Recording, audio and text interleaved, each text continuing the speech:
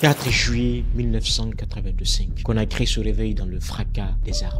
Un colonel ambitieux, Diarra Traoré, tente de renverser le tout nouveau pouvoir du général Lansana Conté. Un coup d'état qui aurait pu changer à jamais l'histoire de la Guinée, mais qui s'est soldé par un échec sanglant. Trahison, rivalité ethnique, exécution publique. Cet épisode reste l'un des plus sombres et les plus mystérieux de la mémoire collective du pays. Mais alors, pourquoi ce coup d'état a-t-il échoué? Comment s'est-il passé? D'ailleurs, quelles ont été les raisons? Et pour finir, quelles ont été les conséquences pour la nation? Dans cette vidéo dont l'objectif est de rappeler l'histoire, plongeons au cœur du coup d'état manqué du colonel Diarra Traoré.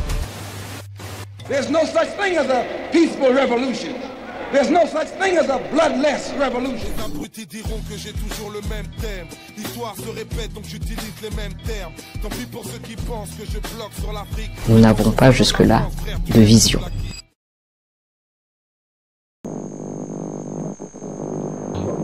Le 26 mars 1984, une nouvelle provient de Cleveland. Ahmed Sékou Touré, responsable suprême de la Guinée, est décédé. La nouvelle vient à Conakry, le peuple est content, l'armée s'empare du pouvoir. Sous la houlette du colonel Lansana Conté, qui met en place le comité militaire de redressement national, CMRN. À ses côtés, il y avait aussi un homme, colonel Diarra Traoré, figure influente de l'ancien régime. Ce dernier devient premier ministre, chef du gouvernement dans cette nouvelle configuration. L'euphorie de la libération des prisonniers politiques et l'espoir d'une ouverture démocratique semble alors porter le pays vers des jours meilleurs. 7 mois plus tard, après cette prise de pouvoir, le peuple s'impatiente. Il veut du changement. Ainsi, le 18 décembre 1984, un remaniement intervient et surprit tout le monde, surtout le colonel Diarra Traoré, numéro 1 du pouvoir. Lansana Conté limogea les ministres malinké, l'ethnie du premier président de la République en la personne d'Ahmed Sékou Touré, puisque sous les 9 ministres limogés, 8 étaient malinké. Le discours qui a suivi, c'était débarrasser le gouvernement des branches pourries. C'est le mot clé du discours qui précéda le remaniement. Le colonel Diarra Traoré n'échappa pas à ce remaniement. Il fut rétrogradé du poste de Premier ministre à celui du ministre d'État chargé de l'éducation nationale. C'était une humiliation publique pour le colonel. Le numéro 2 du gouvernement venait d'être relégué au rang d'un simple ministre, d'un ministre quelconque. L'homme devient affable, désabusé, choqué et quelque peu paniqué de ce qui lui était arrivé en quelques mois. Au-delà de cela, le colonel Diarra Traoré ne s'entendait plus avec Lansana Conté. Des réunions gouvernementales étaient organisées sans lui, des décisions prises sans sa participation et des rumeurs de son arrestation circulait un peu partout dans la presse nationale et internationale. Ça n'était de trop pour l'homme. Alors, nourri d'ambition personnelle, parce qu'il faut le dire, le colonel Diarra Traoré va décider de contre-attaquer en lançant le 4 juillet 1985 un coup d'état contre le général Lansana Conté.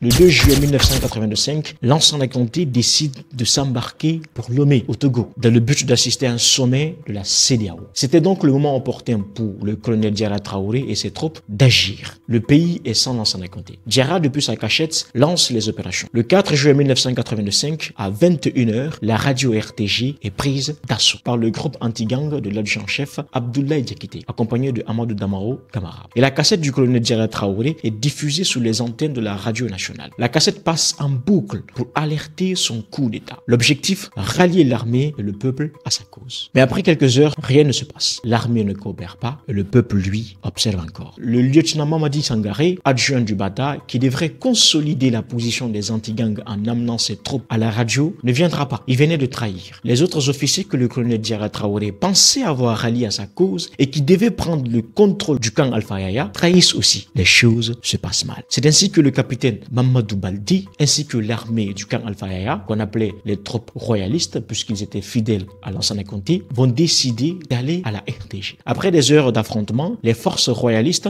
reprennent la RTG. Dans les environs de 3 heures de la matinée du 5 juillet 1985, le colonel Diarra Traoré, qui n'avait pas une si grande armée que ça, est vaincu. Bilan de la bataille, 18 morts, 229 blessés.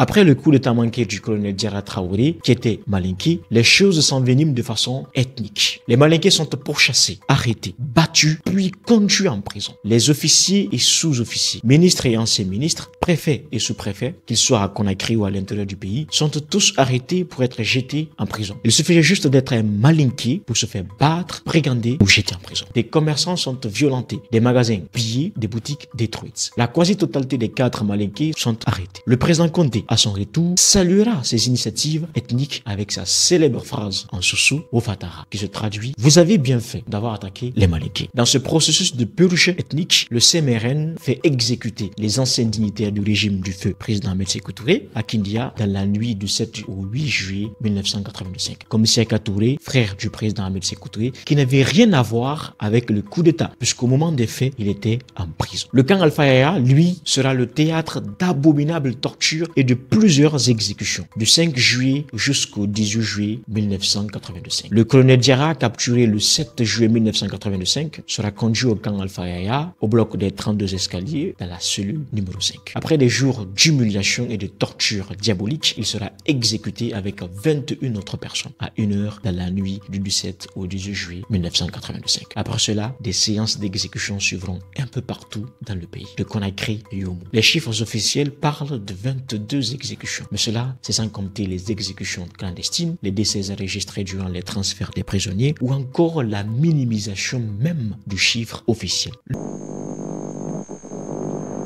Le coup d'État manqué du 4 juillet 1985 n'a pas seulement scellé le destin du colonel Diarra Traoré, il a ouvert une plaie profonde dans l'histoire de la Guinée. Ce qui aurait pu être un simple affrontement politique s'est transformé en une tragédie nationale où l'ethnie, la méfiance et la soif de pouvoir ont pris le pas sur l'unité. Au-delà des exécutions, des purges et des affrontements ethniques, cet épisode de l'histoire de la Guinée montre à quel point la Guinée était fragile après le président Ahmed Sékou Touré et parle aussi de la brutalité des luttes de pouvoir du pays. 40 ans plus tard, cet événement demeure une page sombre entourée de mystères, de silence, de blessures et de mémoires fracturées. Mais s'il y a une leçon à retenir, c'est bien celle-ci. Les ambitions personnelles et les divisions ethniques ne peuvent jamais fonder un avenir stable. Elles ne laissent derrière elles que le sang, la douleur et des générations hantées par le souvenir. L'ambition de cette vidéo, c'est de rappeler l'histoire, puisque c'est extrêmement important qu'on connaisse notre mémoire collective. Parce qu'un peuple sans histoire, comme le disait Alain Foka, c'est un peuple sans âme. Alors si tu as aimé cette vidéo, fais-moi savoir dans les commentaires de quelle autre période historique de la Guinée tu voudrais que je traite. N'oublie pas de t'abonner, puisque ça m'encourage beaucoup.